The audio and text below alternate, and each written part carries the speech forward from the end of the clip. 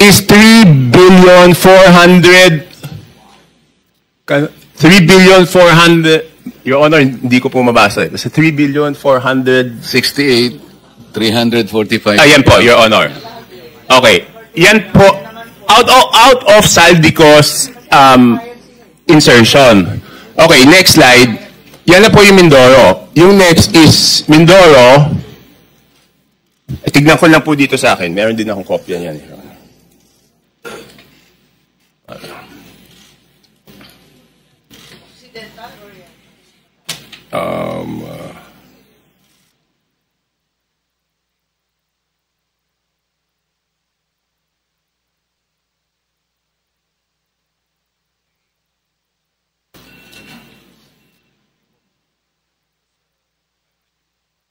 Next is Occidental Mindoro, 3.2 billion po yan ang nadagdag. Okay, next is Oriental Mindoro, 3,105,759,000. Next is total po ng Romblon is 620 million. Tapos next po, Bukidnon is 580,222,000. I would like to clarify, Your Honor, I will make it clear, hindi po ito district ni Congressman Joe Zubiri. Hindi po. Just to clarify, hindi niya distrito yan. Tapos yan, sunod-sunod na po. Itong Camarines Norte, 550 million. Itong, ano ba yung sumunod?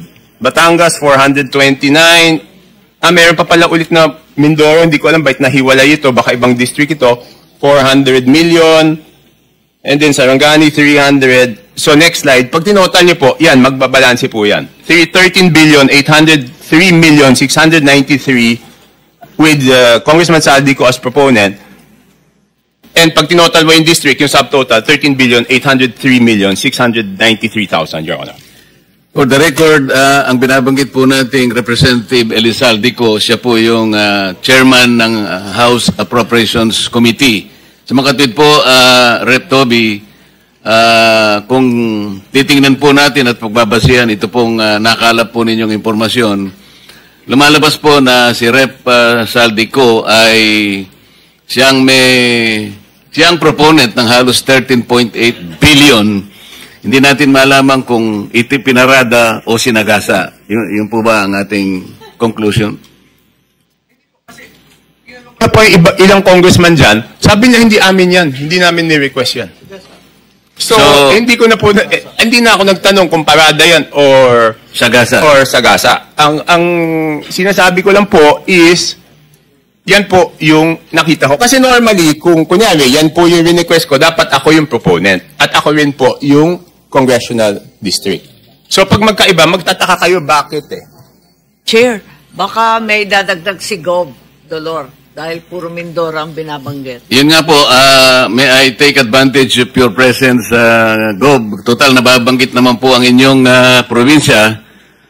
Siguro po, makapagsalita kayo, sang-ayon po dun sa revelations po ni Representative Toby. Nag-request po ako kay Gob Dolor. Tapusin ko lang, mabilis na lang to Okay. Yes. So makikita ko po, yung Ako Bicol, yan po, ang BICAM is 2,295,000,000. Next slide. Yan. Next slide. Yan. Ang Ako Bicol, ang ano po niya, ang napunta po sa BICAM pa lang is 2,295,000,000. Again, hindi ko alam yung small committee. And then yung BHW po, ang total is 2,064,000,000. At ito po, Your Honor, buti na lang naagapan to kasi po, hanggang ngayon, hindi po rin-release yan. Kasi nung natuklasan na ganyan, nakakapagduda, hindi po rin-release. Your Honor, pwede po ako magtanong kay Yusek Cathy. Meron lang akong gusto i-clarify, Your Honor. Please proceed. Yusek, di ba ginagawa ito short of award, di ba po? Yes, sir. Kapag na lumabas na po yung GAA, pwede na po silang mag-advance procurement short of award hanggang ma-download po yung pondo sa implementing office. Okay. Yusek Cathy, kung yan po ay short of award, ibig sabihin meron na yung lowest calculated bid. Tama po? I'm not very familiar Yes, with most procurement. probably. Most probably. Hindi, ganito lang po, Point of Your order, Honor. Mr. Chair. Yes. With all due respect, Mr. Chair, point of order po. What is the point of order? Just to remind all of us, Mr. Chair, na the resource person, if wanting to field a question to another resource person, must do it only through the chair po. Hindi sila pwedeng diretsong Pinayagan ko naman po, magtanong. kaya para maka-economize ng time, kaya Alright, total Mr. magkatabi Chair, naman I sila. submit. Opo. Thank you. Thank you for Most- showing the point. Most I'm sorry. probably, Your Honor. Your Honor, pwede bang malaman kay Yusek Cathy kung, hindi, pwede na lang po ganito, Your Honor. Pwede pong hingi na lang kay Yusek Cathy i-check kung meron na po itong lowest calculated bid short of award. At kung merong lowest calculated bid short of award, isubmit po sa committee ninyo kung natuloy yung bidding, kung sino po yung most probably na mananalo kasi siya po yung lowest calculated bid. Sa tingin ko napakahalaga yun para sa inyong committee, Your Honor. Thank you, Rep. Toby. I think that is in order. Yusek Cathy, I think you should Yes, Your Honor. submit to the committee kung alin na dito yung binabanggit ni Rep. Toby na nagkaroon na ng, what is your term? Bidding short of award. Bidding short of award. Para malaman po natin at mabantayan na. Can you do that, Yusek Cathy? Yes, Your Honor. We will direct all the implementing offices, whether it's regional office or district engineering office, to submit all the bidding documents of these projects that are bidded out short of award, Your Honor. Thank you. Thank you for your cooperation. Your Honor, ang request ko po, kung pwede, kung papayagan po ng committee, bibigyan ko po si Yusek Cathy nito para ilagay na niya. Hindi naman po kailangan po siguro ng committee, Your Honor, yung buong records. Kailangan lang ilagay kung sino yung posibleng mananalo kung natuloy po. Yes, I think that is in order. Kung pwedeng maibigay nyo na rin ang kopya kay Secretary Yusek Cathy. Yes, Your Honor. Thank you, Your Honor. That's all. Chair, pwedeng humirit. Yes, Senator Amy. Maraming salamat, Chair. Palibasa natututo tayo ng wika ng Kongreso. May sagasa pala, may parking pala. Ano naman yung allocable at non-allocable? Lagi kong naririnig sa Kongreso, hindi ko maintindihan. To whom are you directing the question, Senator Kung Amy? maaari kay Congressman Toby, kasi naririnig ko, kung meron sila allocable, yung non-allocable, wala sila. Paano ba yun? Your Honor, hindi ko po alam yung allocable at non-allocable kasi importante lang, pag lumabas po yung NEP, ang titignan ko po lang po doon is yung total NEP. Hindi ko na po tinitignan ko ano po yung allocable tsaka non-allocable. Baka po si Yusek Cathy po ang nakakaalam, Your Honor. Yes, Mr. Chair, mukhang alam ni Yusek Cathy. Your Honor, Mr. Chair, let me explain.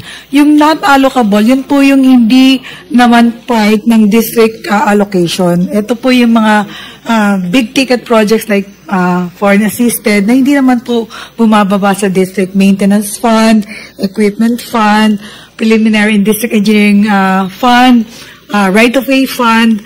Yun pong district allocable, yun po yung based on, a parametric formula that the Secretary Bonoan has instructed to prepare at least to determine more or less ano po yung ceiling ng budget kada distrito, Your Honor, Mr. Chair.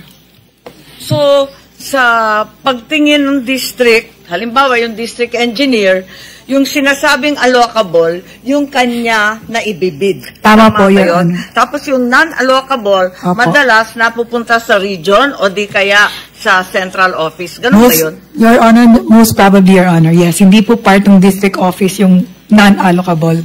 Okay, thank you. Rep. Toby, siguro doon sa parada at saka sa gasa, doon sa parada malaman natin magkano yung parking fee siguro para sa kaalaman din ng committee. Doon sa sagasa, ano kaya yung ginamit na pang sagasa? Pison kaya o train o kung paano? Kasi kailangan malaman din natin. Your Honor, hindi po ako sumasama sa mga usapang parking, so hindi ko po Opo, alam po namin yun. Baka lang alam ko po, hindi po ako pumapasok sa pagsisiyasat ninyo ay makatulong naman kung ilan yung mga parking fees po. Sapagkat sinusuri na rin po ito, kaugnay din ng pagtukoy natin sa maanumalyang flood control projects. Your Honor, pasensya na po. It's baka third-hand information, chismis eh. So, ayoko naman magsabi ng chismis kung hindi naman yung mismong naparadahan ang magsasabi sa akin na siya'y naparadahan. Salamat po. Mr. Chair, may itatanong lang ako doon sa bid short of award. Kasi nalilito ako. Ang pagkaalam ko po kasi, only projects that are included in the NEP can undergo pre-procurement. Bakit ito sinasabi na pati yung initiatives, insertions in the small committee and the BICAM also undergo pre-procurement bidding short of award? Di ba bawal yun? Akala ko yung NEP lang. Madam Chair, if I Yes may. po, ayun. Yes po. Ano po yan, nasa rule po ng New Government Procurement Act. Ang pwede lang pong i-early procurement. Hindi ko po alam yung term nila na short of bid award. short of award, Ang yeah. meron po tayong term is early procurement Early- activities. Ang So ibig yung sabihin po early nun, procurement, ito iba po, pa yun sa pre-procurement. yeah, no? ito po yung pwedeng ipabid pag nasa National Expenditure Program na. Pero Pero pag nasa BICAM po, at saka sa, hindi na po kasi nagbago na po yung mga numero eh. kaya nga, so Magkaiba po yun. So, yun na nga, yun ang tinatanong ko. Yes, We're ma'am. talking about the same thing. Opo, So, yun ang mali lang tinatanong po ko. siguro yung pagkakagamit ng term ni Yusek Cathy. Yung kanina, yung kay Yusek, hindi maaring i-pre-procurement o i-early procurement o i-bid short of award kapag hindi kasama sa NEP. Hindi ba ganun yun? Yes po. Dapat, Section yung mga 21 po. Yung mga insertions, congressional initiatives, lahat yan, walang pre-procurement. Wala po. So, walang aregluhan sa kontratista. Wala po. Ang walang early down payment o mobilization fund. Yes, ma'am. Oh, magkaliwanagan Opo, lang yun po. tayo. Early procurement po, Section 21 of the New Government Procurement Act. Yes, Yes, ma'am. that went through the Senate. Thank you. Opo. Point So of I order, think that Mr. is Chair. very clear. Mr. Chair. Nasa bagong ano na yan, new government procurement RA 12009. Mr. Chair, point of order, Mr. Chair. I just want to know what is the process of the other colleagues having their time questioning. Kasi kung hindi, wala eh. Kahit na sino sumingit, sorry, it's okay. Kahit na sino Sige. sumingit-singit, ito kanina pa, more than half an hour na siya, hindi pa siya nakapagsalita. Siguro naman bigyan natin ng allocation each senators ng time limit o 10 minutes, 10 minutes. Kasi kung hindi, kanya-kanya tayo, sabog-sabog tayo. Yun na po yung aking pananaw, Mr. Chair. Okay, thank you very much for the point of order. Any more member of the committee who wish to ask questions to Representative Toby? Di ba dapat first come, first serve, Mr. Chair? Marami ata. Yun nga po, kung merong gustong magtanong, kailangan mag-express na po para Mr. Chair, right here. Senator Erwin. Yes, I have a couple of questions for Congressman Toby. Kung sa ating budget process, Mr. Chair, una ang committee amendments, and then individual amendments, and then kasunod po, supposedly after the second reading approval, no more changes. Tama po ba? Yes, Your Honor. Can you state before this committee, Mr. Chair, what really happens in reality? Yung totoo. Mukhang hindi naman po nasusunod ito. What's going on? Can you walk us through para maintindihan po ng mga nandito, yung mga nanonood sa atin, what's going on? Kasi dito po mapasok yung mga insertion, nakatakot-takot, Mr. Chair. Okay, Your Honor, una po tatanggapin po ng House of Representatives yung National Expenditure Program. Yun po ang proposal ng budget po ng Executive Branch. Pagkatapos po noon, magkakaroon po ng budget briefings at magkakaroon po ng budget hearings. Okay. Doon sa mga budget briefings at budget hearings na yon, Your Honor, ang mga cabinet secretary po ang natatanong ng mga congressman. Pagkatapos po niyan, mapupunta po yan sa plenaryo. At magkakaroon ng sponsorship at magsusponsor yung iba't ibang mga authors, no? Ng iba-ibang mga sponsor ng iba't ibang department. Doon po hindi na po pa pwede magsalita ang cabinet secretary, congressman na po.